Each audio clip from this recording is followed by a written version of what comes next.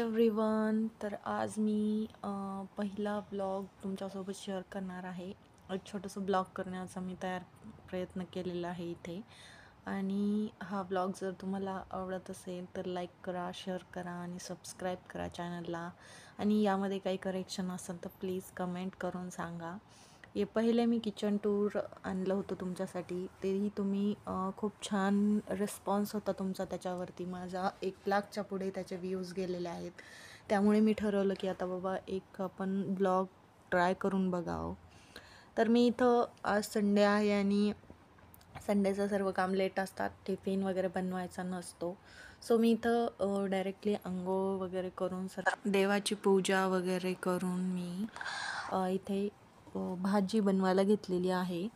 तर आज मी बनवणार आहे छोलेची भाजी. यामध्ये मी सर्व मसाले टाकलेले आहे, सर्व वाटण वगैरे करून घेतलेलं आहे इथे. यानंतर मी याला पेस्टला व्यवस्थित तळून घेत आहे. ही भाजी खायला टेस्टी लागते. ॲक्च्युअली ही भटुऱ्यासोबत जास्त छान लागते, परंतु आता भटुरे आम्हाला दोघांनाही आवडत नाही, सो आम्ही पोळीसोबतच खाणार आहोत. त्यानंतर मी वरण भात आणि ही साईडला भाजी करणार आहे. सो इथे पूर्ण तयार झालेली आहे भाजी आणि पूर्ण दिसायलाही खूप छान दिसत आहे, खायलाही तितकेच टेस्टी होते. नंतर मी इथे कणिक मळून पोळी करून घेत आहे. पोळी ॲक्च्युअली आम्हाला खूप पातळ लागते, सो इथे खूप पतला अशा चपाती मी करून घेतलेल्या आहेत. तम्म फुगलेली आहे, तुम्ही बघू शकता. आणि मस्त असं बाहेर खूप छान पाऊस पडत आहे. तसं पाऊस थोडंसं थांबल्यानंतर मला बाहेरही जायचं आहे.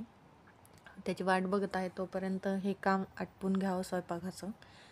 भाजी वगैरे आणायची असते संडेला. आठवड्याचा पूर्ण व्हेजिटेबलचा स्टॉक करून ठेवायचा असतो, जेणेकरून आठवडाभर त्याची कमी पडली नाही पाहिजे, कारण ऑफिस असतं यांना आणि त्यानंतर काही जाणं शक्य होत नाही. त्यामुळे आम्हाला संडेला सर्व भाज्या आणून व्यवस्थित स्वच्छ करून ते फ्रीजमध्ये ठेवावे लागतात. तर इथे माझ्या चपाती करून झालेल्या आहेत आणि मी गॅसवरून तवा वगैरे पॅन काढून घेतलेला आहे. त्यानंतर हे पूर्ण मी स्वच्छ करून घेत आहे. गॅस वगैरे लगेच स्वच्छ करून घ्यायची सवय आहे मला आणि ती कंटिन्यू राहिलेली आहे. इथे थोडंसं पीठ सांडलेलं आहे, ते पण मी पूर्ण स्वच्छ करून घेतलेलं आहे.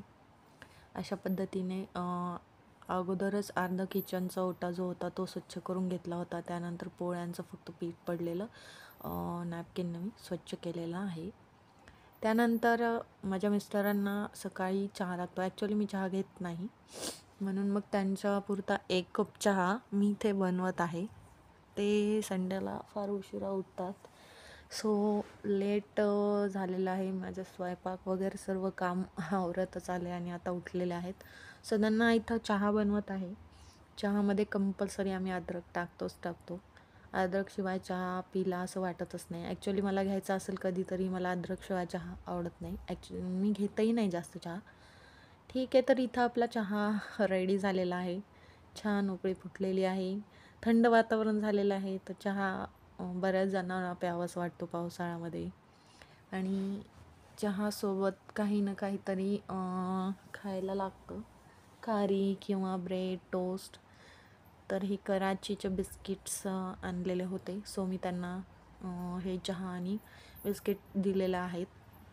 त्यानंतर मी इथे मार्केटमधून भाज्या जाऊन आणलेल्या आहेत. थोडंसं पाऊस कमी झाला होता, त्यानंतर थोडंसं मार्केटमधून काही खरेदी करायची होती, ती पूर्ण झालेली आहेत. भाज्या मी धुवून स्वच्छ केलेल्या आहेत. ब्लॉगमध्ये पूर्ण गोष्टी दाखवू शकत नाही, कारण एक छोटा बेबी पण आहे, त्याला मॅनेज करून हे सर्व करणं थोडंसं डिफिकल्ट जातं. आणि आम्ही घरी आलो की नाही, पाऊस पूर्ण सुरू झालेला असता. हे बघा, बाजूची गच्ची पूर्ण फुल पाण्याने भरलेली आहे. आणि अशा पद्धतीने मी आल्याच्या नंतर इकडे डाळ लावून गेले होते, कुकर लावून त्यामध्ये डाळच लावली होती. आणि आता गरम मी राईस लावणार आहे. तर राईससाठी इथे मी तांदूळ घेतलेले आहेत, ते स्वच्छ धुवून घेतले आहेत मी. राईस कंपल्सरी आम्हाला भाज्यांसोबत लागतो.